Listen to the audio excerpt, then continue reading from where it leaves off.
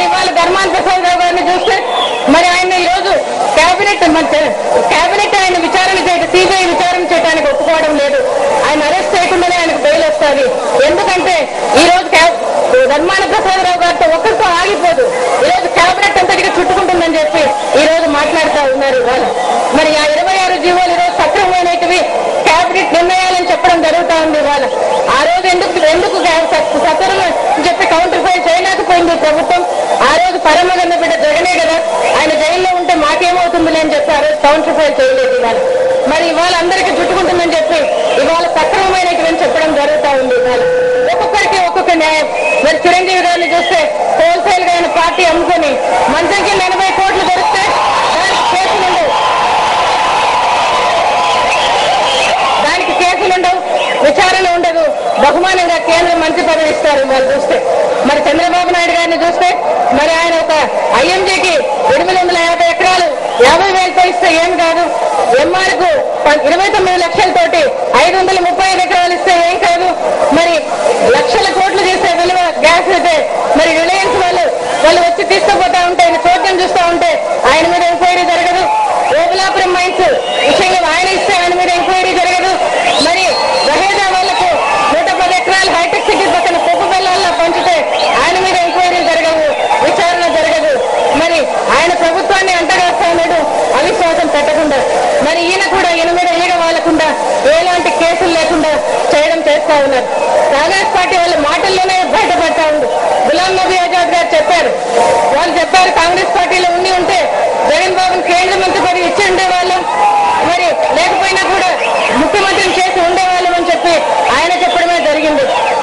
మరి ఇంకో మంత్రి అంటారు రాజకీయాల్లో ఉన్న మరి ఆ ఇంట్లో వ్యక్తులు బిజినెస్ చేసుకుంటే, ప్రైవేట్ బిజినెస్ చేసుకుంటే వాళ్ళ మీద ఎంక్వైరీలు ఉండవట. మరి ఈ రోజు ములాయం సింగ్ కోడలను మరి రాజకీయాల ఇంట్లో ఉందని చెప్పి ఆమెను ఎలిమినేట్ చేయడం జరుగుతూ ఉంది. ఒక్కొక్కరికి ఒక్కొక్క న్యాయం, జగన్ బాబుకి ఒక న్యాయం, ఇంకొకరు చూస్తే ఇంకొక న్యాయం, ఈ విధంగా నడుస్తూ ఉంది. కానీ దేవుడు చూస్తా ఉన్నాడు, ప్రతిదీ కూడా దేవుడు చూస్తా ఉన్నాడు. మనకు దేవుడు న్యాయం చేస్తాడు, ధర్మం మన పక్షంగా ఉంది. రాజశేఖర రెడ్డి గారు ఏ తప్పు చేయలేదు, మరి జగన్ బాబు కూడా ఏ తప్పు చేయలేదు. రాజశేఖర రెడ్డి గారిని ఏ కోర్టు దోషిని చెప్పలేదు, మరి జగన్ బాబును కూడా ఏ కోర్టు దోషిని నిర్ధారణ చేయలేదు అని చెప్తా ఉన్నాయి. ఇవాళ మనం తొందరగా మనకు మంచి రోజులు వస్తాయి.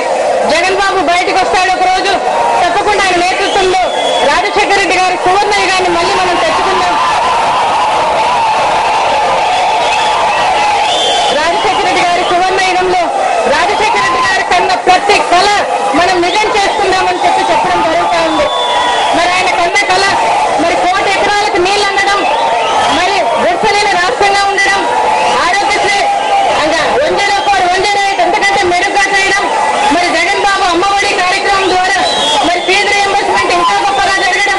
మరి ఏదైతే అమ్మఒడి కార్యక్రమంలో జగన్ బాబు చెప్పినట్టుగా అమ్మలు స్కూల్కి పంపించడానికి బ్యాంక్ అకౌంట్ లో ఒక్కొక్కరి పేరుతో 500 వేయడం జరుగుతుందని, రైతులకు ప్రత్యేక బడ్జెట్ 3,000 కోట్లు పెట్టాలని చెప్పడం, ఇవన్నీ కూడా మనం రాజశేఖర రెడ్డి గారి సువర్ణ యుగంలో మళ్ళీ మనం అన్ని సంపాదించుకుందామని మనం ముందుకు నడుద్దామని చెప్తా ఉన్నాను. ఇవాళ మరి ఈ సమ్మల్లపల్లె దీని అభివృద్ధికి వైఎస్ఆర్ కాంగ్రెస్ పార్టీ ఎప్పుడు ముందుంటుందని కూడా చెప్తా ఉన్నా. మరి మల్లయ్య కొండ శాశ్వత రహిత మైనింగ్ మరి ప్రవీణ్ కుమార్ రెడ్డి చేసే పోరాటంలో వైఎస్ఆర్ కాంగ్రెస్ పార్టీ ఎప్పుడు ముందుంటుంది. మరి మల్లయ్య కొండను ఎప్పుడు కూడా దాన్ని అభివృద్ధి చేస్తామని చెప్పడం కూడా జరుగుతూ ఉంది. ఇవాళ మరి ఇక్కడికి వచ్చిన మీ అందరినీ కూడా నేను అభినందిస్తూ ఈ నిమిషంలో ఆశీర్వదిస్తూ మీ అందరి దగ్గర నేను సెలవు తీసుకుంటాను. ఈరోజు ఈ కార్యక్రమానికి వచ్చేసిన ప్రజలందరికీ ధన్యవాదాలు తెలియజేసుకుంటూ